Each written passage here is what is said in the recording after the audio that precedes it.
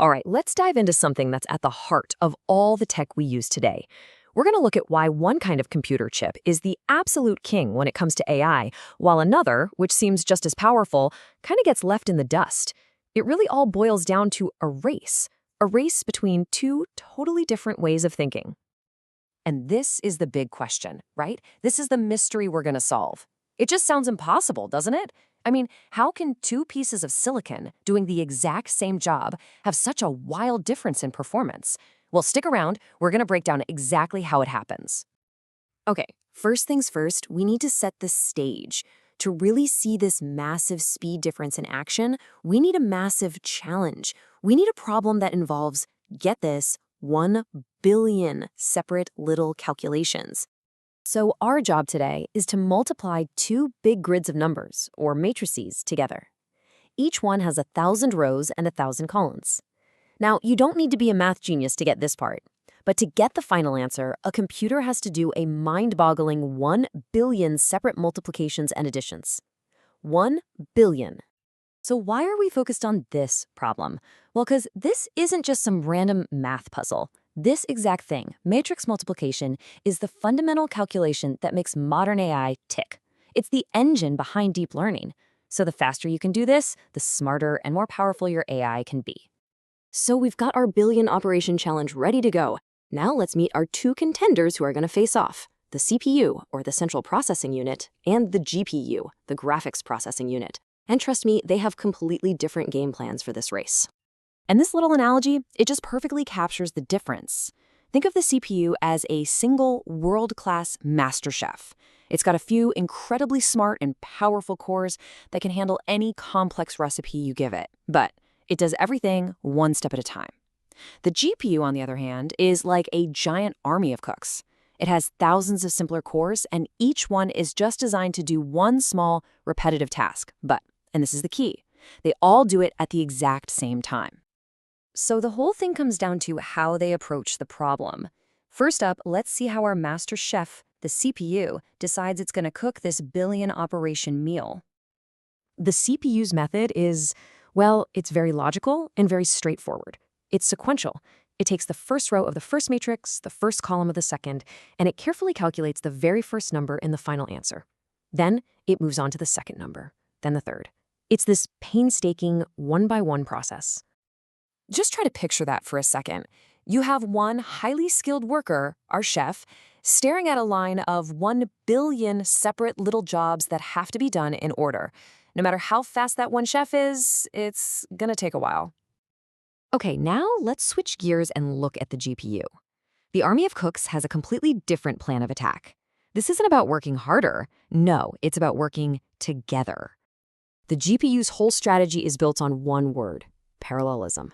First, it moves all the ingredients, the data, over to its own specialized kitchen. Then it organizes its army of workers. Each one of these workers is called a thread.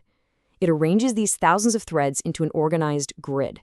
Then it hands out a kernel. That's just a simple recipe to every single thread, telling it to calculate just one final number. And then the magic happens. They all start cooking at the exact same time. So that simple recipe I just mentioned, in the world of GPUs, that's called a kernel. It's basically a tiny little program that tells each worker it's one super simple job. Hey, you, take this one row and this one column and figure out the one number that results from them. That's it. Every single worker gets that same simple instruction. And each one of those little cooks in our army, that's called a thread. It's just one worker carrying out that one recipe, that kernel. A modern GPU can fire up thousands, even tens of thousands of these threads to all work in perfect sync. And to keep this whole army from becoming total chaos, the GPU organizes all its threads into what's called a grid. You can think of it like the command structure or the kitchen layout that makes sure thousands of workers can operate together efficiently. It turns potential chaos into just raw parallel power. Okay, the stage is set. We've got the meticulous master chef working one step at a time versus the massive army of cooks attacking the problem all at once. The race to 1 billion operations is on. So, let's see the results. And, wow, it is not even close. The CPU, our master chef, chugging along diligently, took 192 seconds. That's over 3 minutes to get the job done. The GPU's parallel army, it finished the entire thing in just 0.2 seconds. I mean, a fraction of a single second. The difference is just staggering to look at. Let's really put that into perspective. Going from 192 seconds down to zero point 0.2 seconds, that's not just a little faster. For this specific kind of problem, one that can be broken up into thousands of simple, identical tasks, the GPU is nearly 1,000 times faster. That right there is the incredible power of parallelism. 1,000 times faster. I mean, that's a number that's almost hard to wrap your head around. But what does that speed actually let us do? Why is this one capability so unbelievably important to the world we live in right now?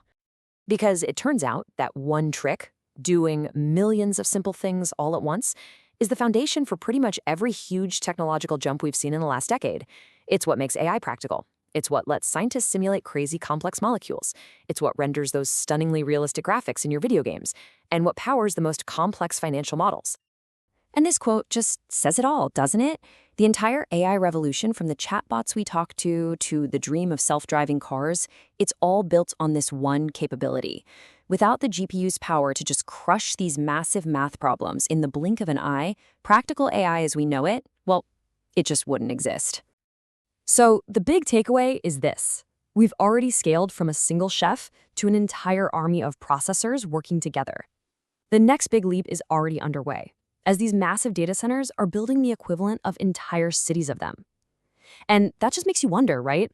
What new, unimaginable problems are we going to solve next? Thanks for tuning in.